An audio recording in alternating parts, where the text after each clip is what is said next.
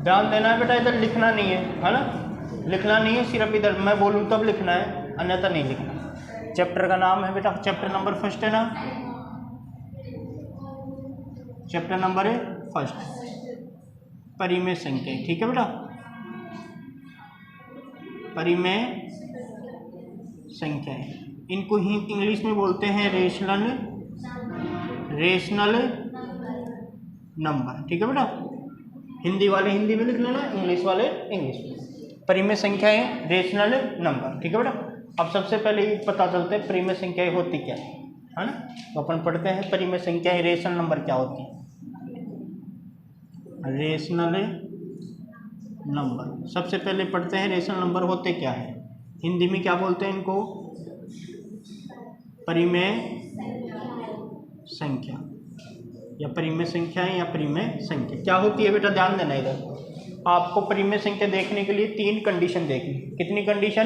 3। सबसे पहली कंडीशन, जो संख्या होगी वो P बटा Q के रूप की होनी चाहिए। ठीक है बेटा, समझ रहे हो ना, P बटा Q के रूप की। दूसरी कंडीशन आपको देखनी है, जो नीचे Q है ना, उसका मान कभी भी 0 नहीं होना चाहिए। Q इज नॉट, इसको बोलते हैं इज नॉट इक्वल। क्या बोलते हैं? Is not equal. तो Q इज नॉट इक्वल 0, इसका मतलब है कि Q का मान क्या नहीं होना चाहिए। सबसे पहली कंडीशन है संख्या P बटा Q के रूप की होनी चाहिए। दूसरी कंडीशन, Q का मान कभी भी 0 नहीं होना चाहिए। तीसरी कंडीशन और देखनी है बेटा, तीसरी कंडीशन देखनी है कि जो P और Q है ना अपने पास, वो दोनों होने चाहिए इंटीजर। क्या होने चाहिए? इंटीजर का मतलब होने चाहिए पूर्णांक। क्या होने चाहिए?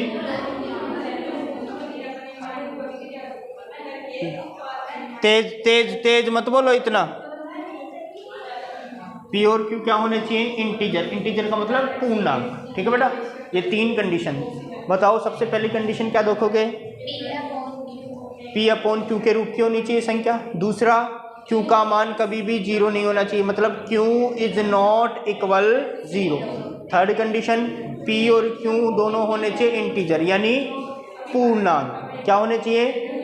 अब पूर्णांक क्या होते हैं ये बता देता हूँ मैं, है ना। हमें पता कैसे चलेगा ये इंटीजर है कि नहीं है, पूर्णांक क्या होते हैं तो बता देता हूँ मैं, ध्यान देना इधर, यहाँ बता देता हूँ। पूर्णांक इंग्लिश में क्या बोलते हैं? इंटीजर। बेटा एक नंबर लाइन होती है, क्या होती है? नंबर लाइन, जिसके बीचों बीच क्या आता है? Number line. क्या है ये? नंबर है। हिंदी में क्या बोलते हैं? संख्या रेखा। क्या है ये? क्या है? क्या है बेटा? संख्या रेखा। क्या है? Number line. समझ रहे हो ना। इंग्लिश वाले इंग्लिश में बोलेंगे, हिंदी वाले हिंदी में। इंग्लिश में बोलते हैं नंबर लाइन, हिंदी में संख्या रेखा। अब इसके बीचों बीच क्या होता है? 0।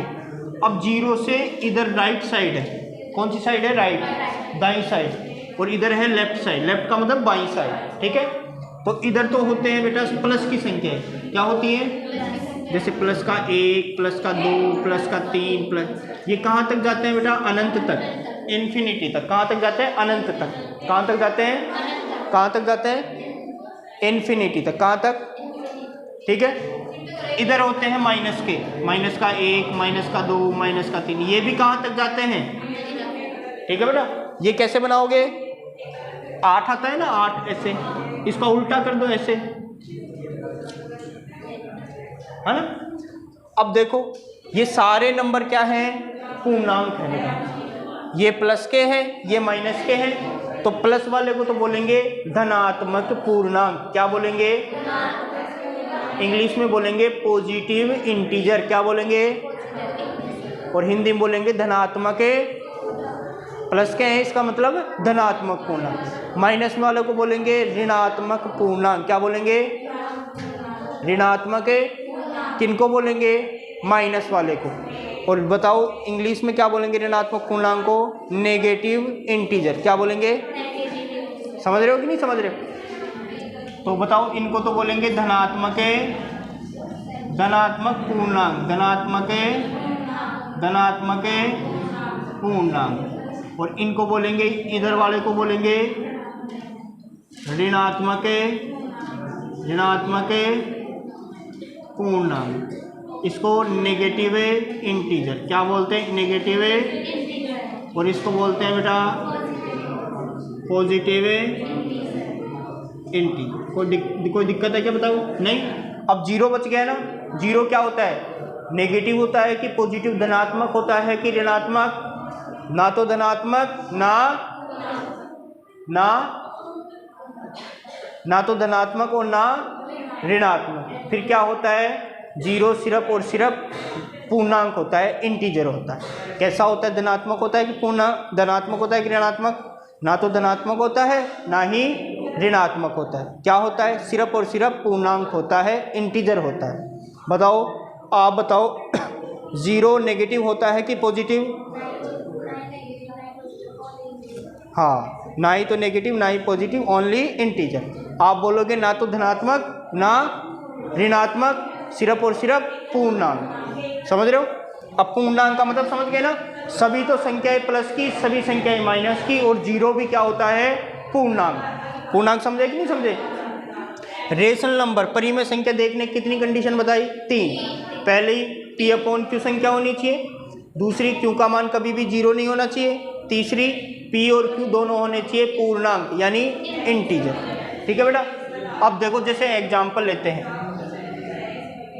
एग्जाम्पल का मतलब समझते हो कि नहीं समझते? उदाहरण है ना। जैसे मैंने लिया, बताओ 5 परिमेय संख्या है या नहीं है। तो आप क्या कहोगे? अपने को कितनी कंडीशन लगानी है? तो बताओ 5 है ना, इसके नीचे 1 लगा सकता हूं क्या मैं? अरे इसके नीचे 1 लगा सकता हूं क्या? इधर उनको बोलो आवाज मत करो। 5 है ना, इसके नीचे 1 लगा सकता हूं क्या? 5/1 यानी 5/1। इसका मतलब भी क्या होता है? 5 ही होता है बेटा। 5/1 का मतलब भी क्या होता है? 5 ही होता है। किसी भी नंबर के नीचे 1 आप लगा सकते हो। आपके पास है 10, इसके नीचे 1 लगा सकते हो क्या? लगा सकते हैं। आपके पास है 100, इसके नीचे 1 लगा सकते हो क्या? लगा सकते हैं। आपके पास है 1000, इसके नीचे 1 लगा सकते हो? लगा सकते हैं। 1 लाख, इसके नीचे 1 लगा सकते हो? लगा सकते हैं। 1 करोड़, 1 लगा सकते हो? लगा सकते हैं, है ना? तो आप अब बताओ मेरे को, ये तो हो गया P और ये हो गया ना। तो बताओ ये वाली कंडीशन हो गई ना सही? अब अपने को कितनी कंडीशन देखनी है? अब सेकंड वाली देखनी है। क्यू का मान क्या नहीं होना चाहिए? बताओ क्यू का मान कितना है इधर? 1। जीरो नहीं है ना? ये क्या बोला? जीरो नहीं होना चाहिए, और कुछ भी हो सकता है लेकिन जीरो नहीं होना। तो बताओ क्यू का मान जीरो है क्या इधर? नहीं है। इसका मतलब ये भी। अब तीसरी पी और क्यू दोनों क्या होने चाहिए? तो बताओ 5 क्या होता है? पूर्णांक होता है ना, धनात्मक पूर्णांक। और 1 भी क्या होता है? इसका मतलब दोनों क्या है? पूर्णांक है, इंटीजर है ना। इसका मतलब ये भी क्या हो गई? इसका मतलब 5 क्या है? परिमेय संख्या है कि नहीं है? है, क्योंकि तीनों लागू हो गई ना। तो तीनों लागू होते हैं, क्या बोलोगे? 5 एक परिमेय संख्या है। समझे कि नहीं समझे? अब आपके पास आ जाए कि बताओ 0 परिमेय संख्या है या नहीं है। आप क्या कहोगे? इसके नीचे सबसे पहले कितना लगाएंगे? तो ऊपर वाला तो हो गया और नीचे वाला हो गया। समझ रहे हो नहीं समझ रहे? ऊपर वाला P, नीचे वाला Q। अब ये बताओ मेरे को, पहली कंडीशन हो गई सही। दूसरी Q का मान कितना है यहाँ पे? लेकिन Q का मान 0 तो नहीं है ना। अपने पास तो P का मान 0 है, Q का तो 1 ही है ना। ये P का थोड़ी बोला है, Q का मान बोला है। तो Q का मान क्या नहीं होना चाहिए? तो Q का मान तो 0 है ही नहीं अपने पास। इसका मतलब दूसरी भी सही हो गई। अब बताओ 0 और 1, 0 पूर्णांक होता है कि नहीं होता? होता है ना। होता है ना। 1 होता है कि नहीं होता? होता है। सारी संख्याएं पूर्णांक होती है कि नहीं होती? होती है ना। इसका मतलब 0 और 1 दोनों पूर्णांक है, तो इसका मतलब तीसरी कंडीशन भी लागू, और तीसरी कंडीशन लागू, इसका मतलब 0 भी परिमेय संख्या है कि नहीं है? है। तो 5 भी रेशनल नंबर है और 0 भी रेशनल नंबर है। 5 भी परिमेय संख्या है और 0 भी परिमेय संख्या। आपको मैं कोई नंबर दूं तो बता दोगे कि नहीं बता दोगे? अब आपके पास नंबर आ जाए, जैसे एग्जाम्पल एक और आ जाए आपके पास कि बताओ 7 परिमेय संख्या है या नहीं है। आप क्या कहोगे, इसके नीचे कितना लगाएंगे? तो ये तो हो गई P और ये हो गया, तो बताओ Q का मान यहाँ पे 0 है क्या? बताओ 7 पूर्णांक होता है क्या? 1 पूर्णांक होता है क्या? इसका मतलब ये परिमेय संख्या है कि नहीं है? समझे कि नहीं समझे? और अपरिमेय क्या होता है? इरेशनल नंबर क्या होता है? वो संख्या जो परिमेय नहीं होती वो क्या हो जाती है? अपरिमेय। क्या हो जाती है? जो संख्या परिमेय नहीं होती वो कौन सी होती है? अपरिमेय। जो संख्या इरेशनल नहीं होती वो कैसी होती है? इरेशनल। क्या होती है? जो रेशनल नहीं वो इरेशनल। बताओ कोई दिक्कत है क्या? तो सबसे पहले आप कौन सा लिखोगे? सबसे पहले लिखोगे आप